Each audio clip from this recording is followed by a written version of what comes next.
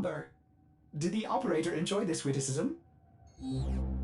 Yo, hello YouTube. Long time no here. This is your girl Michelle362.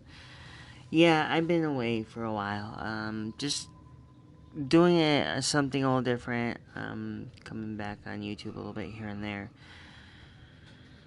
So, to be perfectly honest with you here, I am going to be dissecting something terribly wrong. Now, for the majority of you people, some of you who think that Warframe has new content, in which case it kinda doesn't. And I want to be perfectly honest here. I know there's not much. It's gonna be a what the hell moment. Um, my personal take about so far with the Railjack, as far as like what DE did, was kind of drop a baby in front of a doorstep of a house. What I mean by is the Railjack itself was uncompleted, or it was more incompleted than anything. There's a lot of massive bugs and glitches. Of course, if you solely decide to log in to Warframe, it will take you a while if you've not experienced any slight freezing up before you load in. Then you're okay, but however, people who play console, on the other hand, are experiencing those problems. The other thing is, though, my personal feelings about the Railjack, okay, here's the nitty-gritty of it. I think the 6 million credits, the farming for materials, the continuously long RNG, and also the grinding, is really not necessary for the Railjack. I think in some cases I was ecstatic. I was actually enthusiastic about, okay, yeah, the Railjack. I can, I had all the materials and everything else. And to be perfectly honest here about this set content, the Railjack itself does not have any new content. I think the thing about the Kuva Lich, on the other hand, I mean, we all know that some people don't like the Kuva Lich because the resource being stolen. And me, as a personal, in a preference, my own personal experience, I believe that the Railjack could have been presented in the middle of 2020, not before Christmas, not even a week before Christmas. Holy moly, was that a problem? As you could tell, the other thing is, some of you who were Warframe partners, who had their things with DE, did the whole content thing. Let me tell you something. Much as I've seen these dev streams, and the dev streams to me, some of them aren't bad, but there's some miscommunication between the community and the developers, and apparently between developers and everything else. It's been noticeable. It just seems like DE is not really given a flying, what, for its community, its player base. I mean, these new people, these new players coming in. Let me put it this way: but when I was on my vacation back in December, I actually recruited. I put in somebody who was new. Now, in the Huntress clan, my clan, there is, we normally don't really turn anybody, I shouldn't say that, but, in light of everything, I'll tell you what exactly had happened, wind back before I get involved with this, talk. There has been, I'd say, like, in the past, 495 days of playing Warframe, if not close to about 500 days of playing Warframe, we'll put it there somewhere. I never really had any issues in my clan or my dojo. Things have been very tight. My clan's been running on a tight ship as of recent due to a toxic individuals who were joining in, and they were trying to demand more than what they should, expecting me as a clan owner. I'm supposed to have certain criterias and certain ways of how I do things, and my ranking system is a bit different. Some people might think about my ranking system, or my method of doing it is a little bit, what the hell moment. But the truth of the matter is, when I bring people in, my dojo and my clan is a close net of friends and some family here and there, but mostly friends who I know. I'm gonna be perfectly honest here. I don't normally come out and say it. I just want to say that, the thing is, I'll be perfectly honest, and let me get this out in the open. The reason why I don't stream very much anymore on YouTube isn't because subscription based. It's not about the subscribers. It's about where YouTube itself as an entity is going.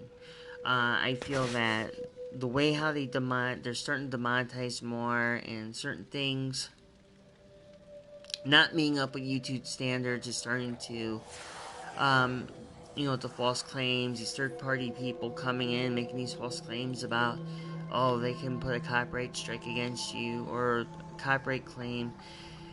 And you know what? Nobody should be going through that. That's why me, as an individual who has actually been going on Twitch a lot,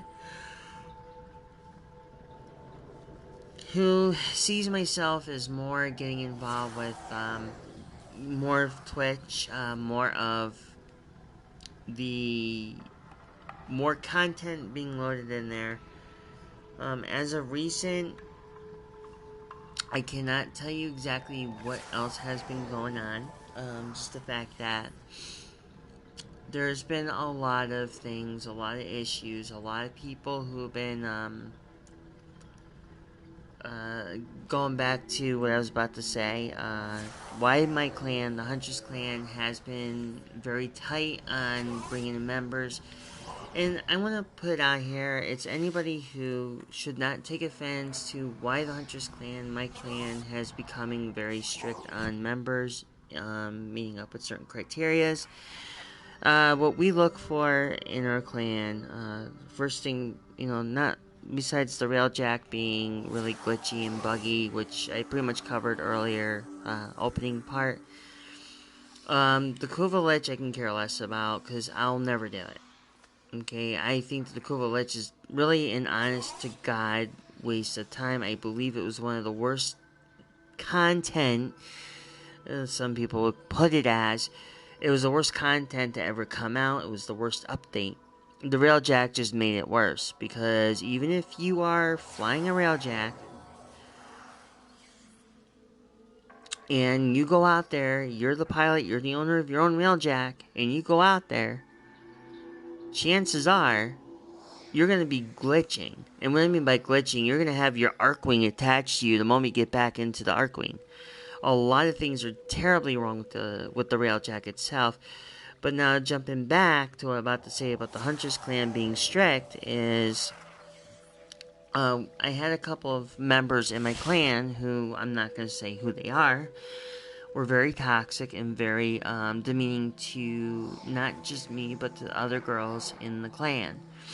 And the sheer honesty of things, the Huntress clan is, I'm going to say something here, and whether if people take it with a grain of salt or not, that's totally up to you, how you perceive it by the end of this video. My clan originally was supposed to be for mostly female, but unfortunately it didn't work out that way, so it is a mixed co-ed. But generally, there's going to be more female clan members than there are, there's more guy members than there are female at this point. But at the same time,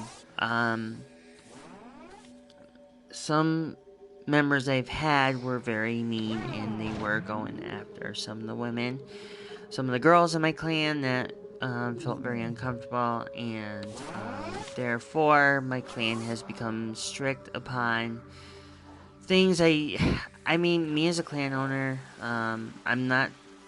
I could easily say I'm not obligated to say what I feel like I need to say, but in either aspect or anything, the reality of it is, if you're, I don't.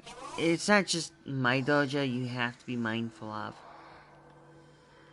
There are some dojos out there in Warframe that generally tend to don't really give a flying hookie about what they say or what they do, and they don't care about their actions. And truth of the matter is, me being a clan owner, I mean, I uphold the reputation of my clan, but I'm not gonna sit here and try to have a toxic community into my clan. I actually don't allow it.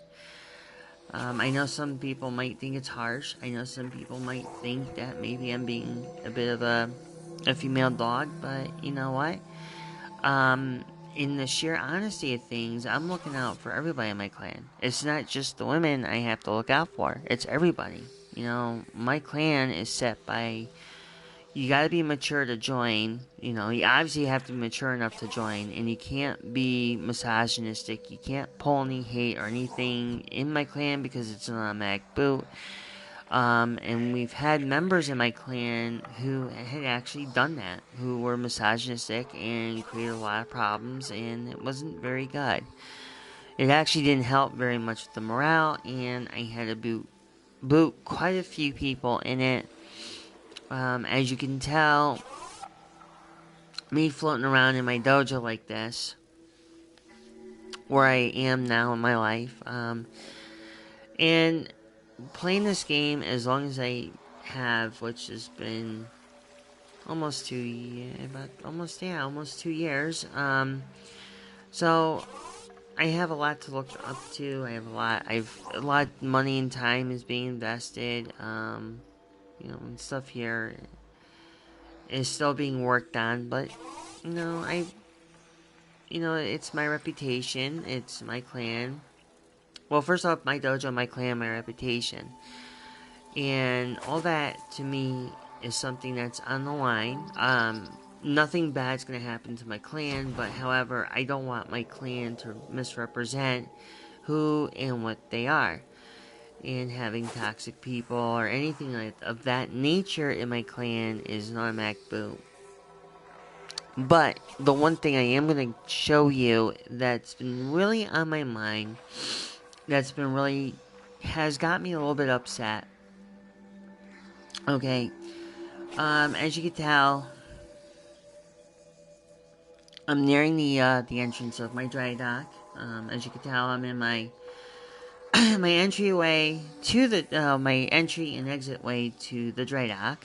I think in my personal utmost and sheer beliefs of everything I've done here, as you can tell, my railjack looks like it's seen worse days. And why did my railjack get so freaking dirty?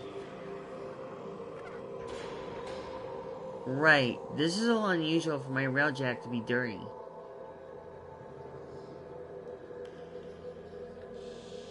I don't remember this being completely, utterly dirty and or disgusting looking.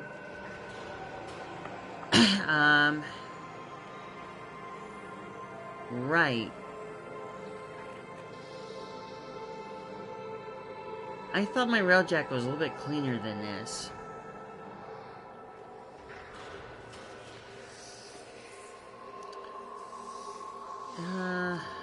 Okay, well, I'm gonna look at my railjack here.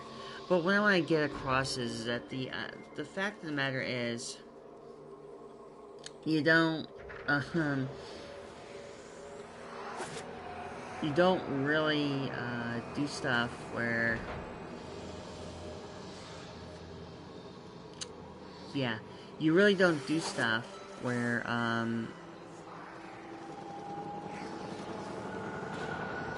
like, as far as, like, the farming goes, the farming for, like, some of these parts are just ridiculous. I mean, look at this. You have to continually grind your butt off for all of this to actually be usable. But on top of it, the one thing that's really annoying is the drops. You can't really do very much with the drops, and therefore, it's almost, like, damn near impossible. But how did my railjack get so freaking dirty, and what the hell is going on here? How did my railjack get dirty? Did my railjack just have freaking aneurysm or something? I gotta fix something here, though. Wear and tear 100.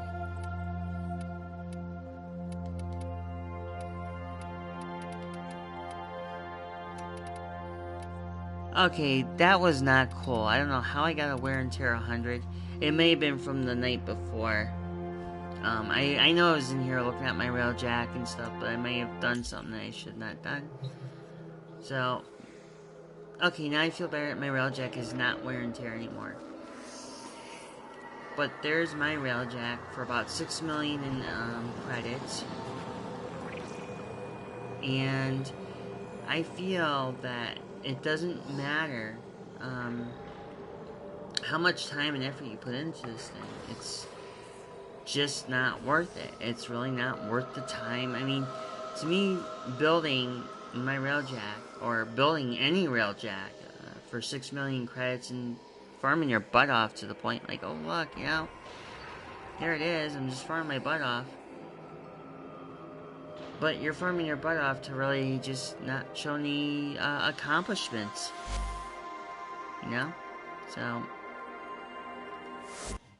as you can tell, I'm actually kind of fed up. I've been really bored with railjack, and I have to apologize to anybody on YouTube that I gotta apologize to my subscribers if I still have any left. That I haven't been on a lot. I've been also dealing with other issues that have been pertaining, things that are coming up. And eventually, I don't know what's going to happen to my channel, my YouTube channel. I just don't really do very much anymore on my YouTube channel. So just bear in mind, my channel may not happen as much as it used to be. Until then, you know, this is your girl, Michelle362. I'm going to say peace, love, and happiness, and stay, you know, hang in there. You know, I got to apologize again to my fans, or to my viewers, or my subscribers. I haven't been on that much, but I'm doing the best I can to try to get back on. But like I said, you can also follow me on Twitter at QueenOfIron362. And you can follow me on Twitch at Michelle362. So, you know, just till then, this is your girl Michelle. I'm going to say peace, love, and happiness, and I will see everybody soon. Bye for now.